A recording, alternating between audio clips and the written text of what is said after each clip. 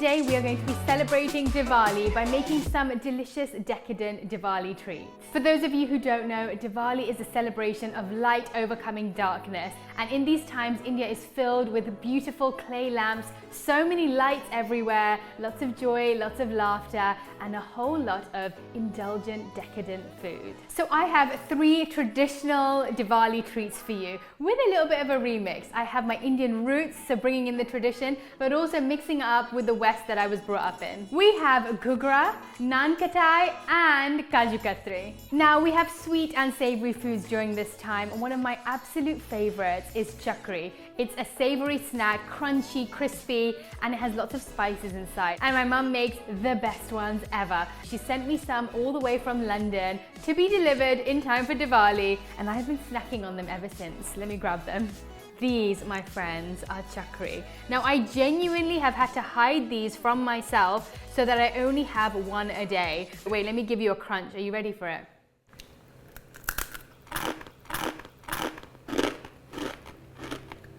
It's so good. I'm also going to be showing you how I make homemade gift boxes to pack these treats into. You know, in India and everywhere around the world when you're celebrating Diwali, it's an exchange of love, an exchange of gifts, and an exchange of delicious food. And so you usually take something with you when you go to someone's house. So I'm going to show you how I make my homemade gift boxes to give it just that little bit extra love. So let's make cashew katri. Now cashew means cashew, which is the base of this sweet, and katri means piece. And so they're pretty much cashew pieces, but with a lot more flavor. Traditionally, these have quite a lot of refined sugar in them, and so I've changed it up a little bit. We're going to be using coconut sugar, and I'm making them more into a fudge, and we're going to top it with some chocolate. So let's start off by making the cashew fudge. First, we're going to make the sugar syrup. That's with coconut sugar and water. You're going to let that boil, and then we're going to sieve in our cashews just so that there are no large pieces in there. We'll cook it for about 5 to 6 minutes, and then add in your chopped pistachios and the cardamom powder. Pour the mix onto a greased parchment paper, and we're going to let it cool for a couple of minutes before we shape it. So while that's cooling, let's melt the chocolate. To melt the chocolate, we're going to use the double boiler technique, which basically means you get a small pan, fill it with water halfway, and add a bowl on top that sits. But make sure that the water isn't touching the base of the bowl, otherwise it will burn the chocolate. The reason we do this is because if you do it directly on a pan, there is a larger risk of it burning the chocolate, and who wants to waste chocolate? And give it a quick stir when you see it starting to melt.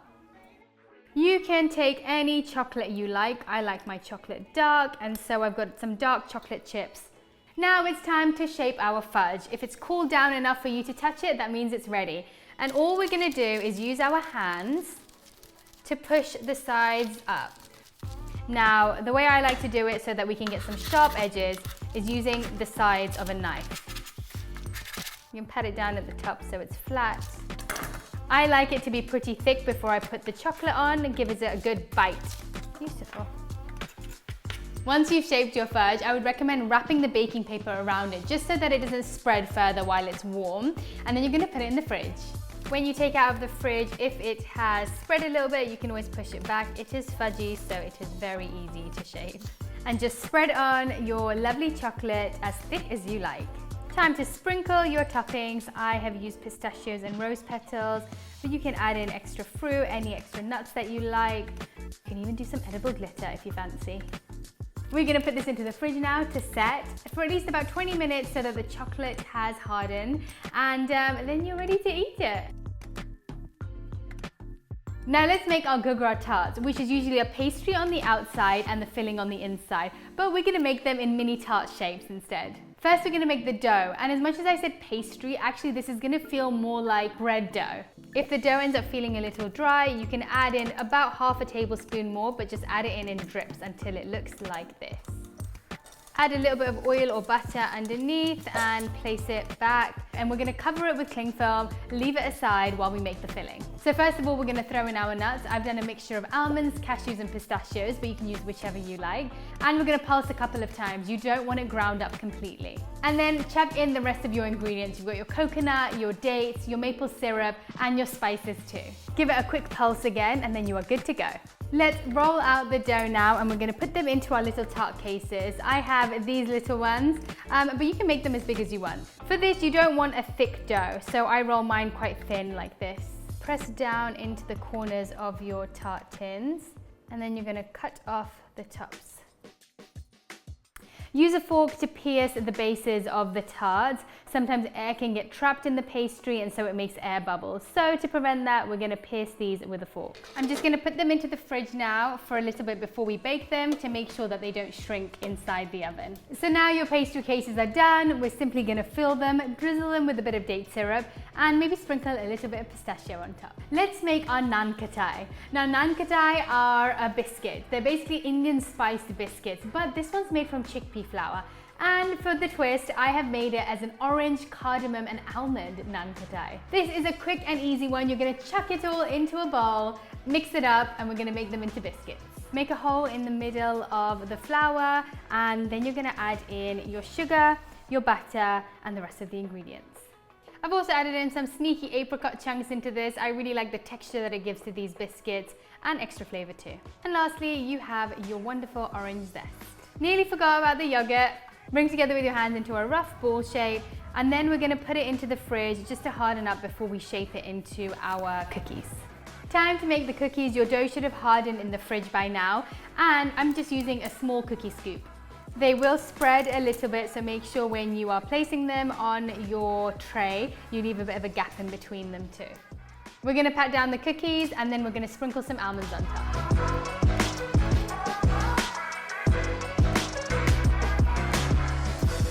That's your Naan ketai cookies. They are officially done and they smell incredible. The orange and cardamom fragrance is spectacular. And now let's package these up and put them into our box ready to gift. So let's make the gift box. Now I get these wooden boxes from any craft stores. They're called unfinished wooden boxes and I really love them. They've got a good depth to them to fill with treats, but also they have an empty front so you can put whatever you like on it. My usual go-to is the word prasad, as I've done on this one. And that means food that is cooked with devotion, seasoned with love, and sealed with a prayer. It's a really, really special Sanskrit word. And I genuinely believe that when you are giving people food, if you cook it in that way, then it can really help nourish their mind, body, and soul too. So I've tried to do some rangoli patterns on the front of mine. I'm really not good at art, but I'm trying anyway, and I really do enjoy making it myself.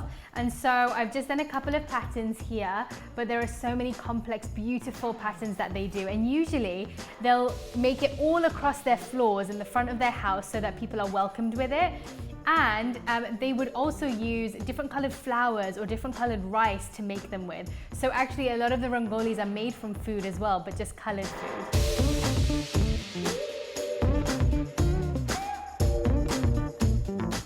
So there you have my 3 Diwali treats for you all. We had the kaju katri coated in chocolate, pistachios and rose petals.